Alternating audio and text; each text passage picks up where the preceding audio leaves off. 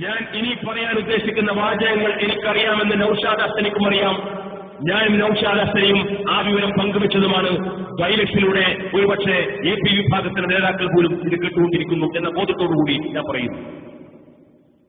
അന്ന് രാത്രി കോഴിക്കോട്ടെ ഒരു പ്രത്യേക കേന്ദ്രത്തിലേക്ക് നൌഷാദ് ഹസനെ കൊണ്ടുപോയി അവിടെ വെച്ചുകൊണ്ട് അദ്ദേഹത്തെ ഒരു വെള്ളം കുടിപ്പിച്ചു.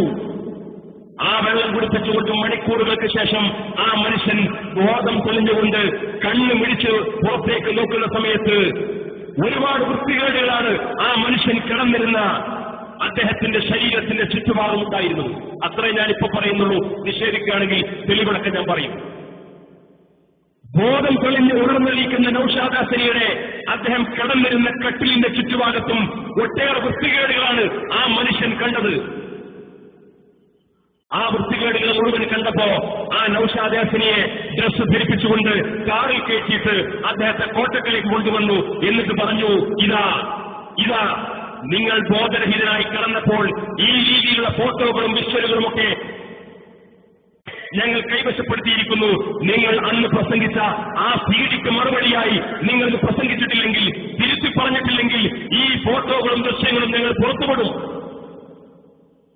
ആ വൃത്തികെട്ട രതിവൈകൃതങ്ങളുടെ ചിത്രങ്ങൾ കാണിച്ചുകൊണ്ട് ഈ മനുഷ്യനെ ബ്ലാക്ക്മെയിൽ ചെയ്തുകൊണ്ടാണ് ഇവർ ക്രൂരമായ ഈ ബ്ലാക്ക്മെയിൽ ചെയ്തുകൊണ്ട് പ്രഭാഷണം നടത്തി യൂട്യൂബിൽ പ്രദർശിപ്പിച്ചത്.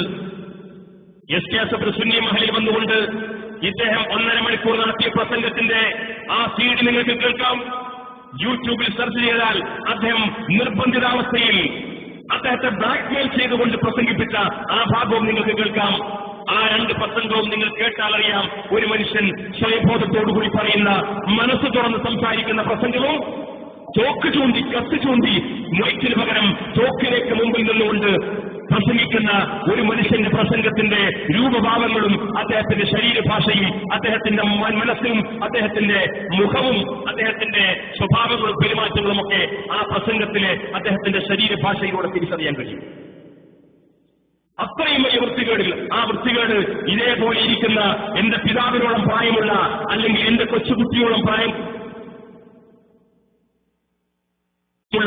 അത്തരത്തിലുള്ള പ്രാടിച്ചു കൂട്ടിയത് ഈ മനുഷ്യനെ ബോധരഹിതനാക്കിക്കൊണ്ട്, എന്നിട്ട് അതിന്റെ ദൃശ്യങ്ങൾ പകർത്തിയെടുത്തുകൊണ്ട് അതിന്റെ ദൃശ്യങ്ങൾ കാണിച്ചു കൊടുത്തുകൊണ്ട്, നീ ഈ പ്രസംഗത്തിന് മറുപടി പറഞ്ഞില്ലെങ്കിൽ നീ ഇനി മേലിൽ അവരുടെ വേദിയിൽ കയറിയാൽ ഇത് ഞങ്ങൾ പ്രദർശിപ്പിക്കും, ഇത് ഞങ്ങൾ പുറത്തുവിടും, അതോടുകൂടി നിനക്ക് ഈ തലപ്പാവും താടിയും വെച്ചുകൊണ്ട് ഇനി ജനങ്ങൾക്കിടയിൽ ഇറങ്ങാൻ കഴിയില്ല എന്ന് പറഞ്ഞുകൊണ്ട് ഈ മനുഷ്യനെ ബ്ലാക്ക്മെയിൽ ചെയ്തുകൊണ്ട് പ്രവർത്തിച്ച ഈ വിഭാഗം. നിങ്ങളാണോ സമസ്ത കേരള ജമിയത്തുലമക്കെതിരെ ക്രിമിനലിസം ആരോപിച്ചുകൊണ്ടിരിക്കുന്നത്?